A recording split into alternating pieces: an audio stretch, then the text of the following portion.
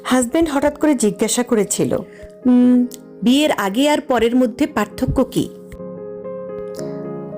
তখন আমি বলেছিলাম, বিয়ের আগে ছিলাম বাবার বাড়ির মেয়ে, আর এখন হয়েছি শ্বশুরবাড়ির বৌমা।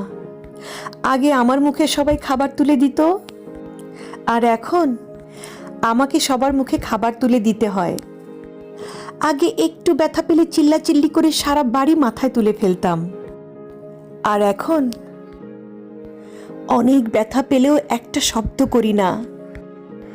আগে হাসার জন্য মা বকতো, আর এখন কাঁদতে গেলেও ভয় হয়।